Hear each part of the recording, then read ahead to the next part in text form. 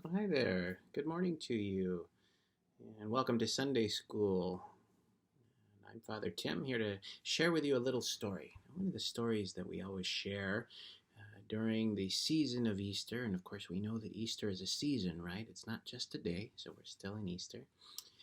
Is we always share the story about our friend Thomas the Apostle.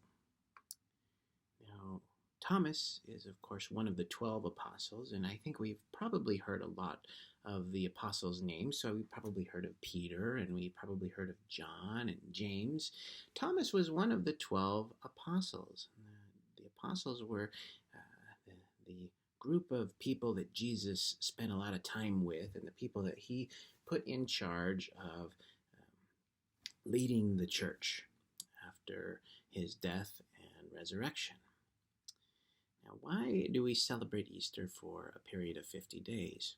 Well, the reason for that is because in the Bible, we have stories that tell us that Jesus was here on earth with his friends for 40 days, and then 10 days later, he sent us the gift of the Holy Spirit on a day that we call Pentecost. And that word Pentecost means the 50th day. If we think about the word Pentecost, that's what it actually means, the 50th day.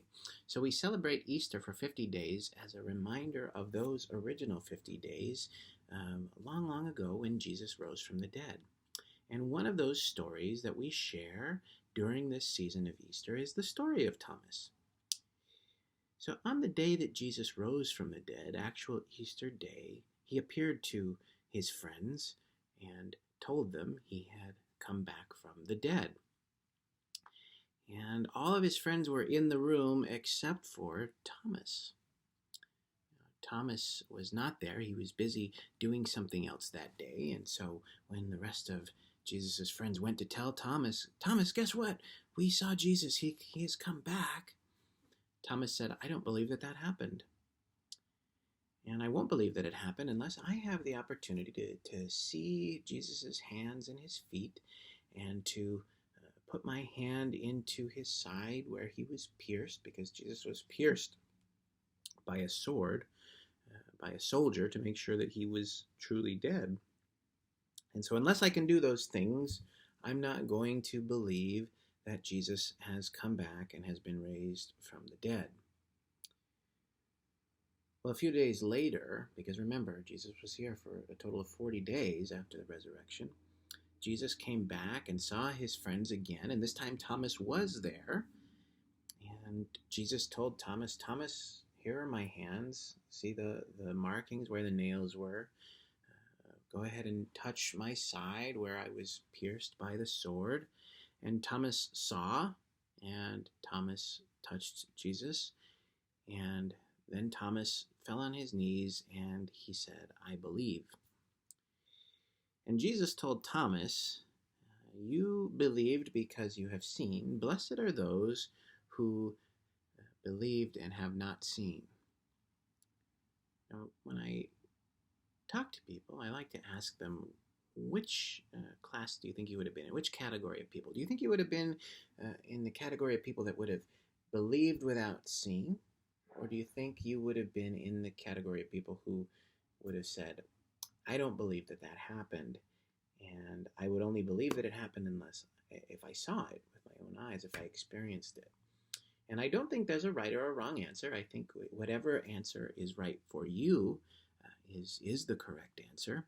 But I kind of think I would be in the category of people who wouldn't believe unless I saw it.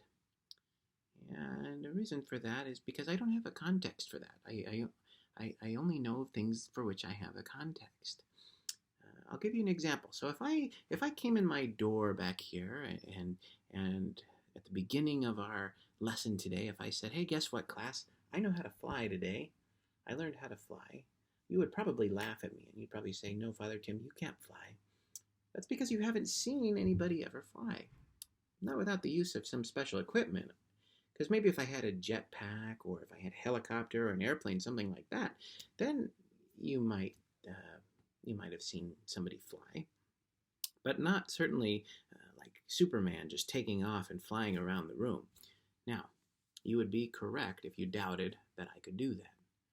And at the same time, if I did it, if I actually flew around the room and said, look, I did it, then you would actually be 100% correct to say, okay, well, I guess Father Tim can fly. Now, I'm not saying that I can, but what I'm saying is we haven't had a context for that. And so the same was true for Jesus. There had not been a context for someone dying and then coming back from the dead. And so why would Thomas believe it if he hadn't seen it? Now, what I like about Thomas is that he only doubted that Jesus had raised from the dead long enough to get enough proof that he no longer needed to doubt. That's the important piece. He didn't keep doubting after he had enough evidence to tell him that Jesus had in fact raised from the dead. He said, okay, I believe. That's all I needed. And he set the criteria up early. He said, I'm not going to believe it unless I can do this and this and this, and unless these things are true. And those things turned out to be true, and he was able to do those things. So what are the things in your life that maybe you doubt that you can do, or that you doubt about yourself? I bet they are things that maybe you can't do now, but maybe you will be able to do later. Maybe at the beginning of this school year, maybe there were math lessons or spelling lessons that maybe you didn't know that you could do because you hadn't been taught those things yet. But now that we're approaching the end of a school year, you've learned how to do those things, and so you're much more educated now than you were several months ago. And so now you no longer need to doubt. If I had shown you a difficult math problem and said, hey, solve this math problem, and you didn't know how to do it several months ago, but now you've learned how to do it, now you don't need to doubt that you can do that anymore. So that's a lesson that we can learn from Thomas. Not so much that it's good or bad to doubt, but that there's nothing wrong with doubting.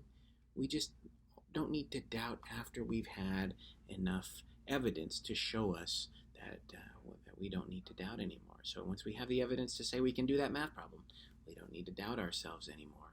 Lots of lessons that we can learn from Jesus during those 50 days of Easter, during those 40 days where he has spent with his friends, and then the 10 extra days where before he sent the Holy Spirit. Lots of lessons. So we've got lots more coming. It's been a pleasure spending this time with you. And let's all remember the lesson that we learn from our friend Thomas the Apostle. Once we have the information we need, we know that we no longer need to doubt. And we can say, my Lord and my God.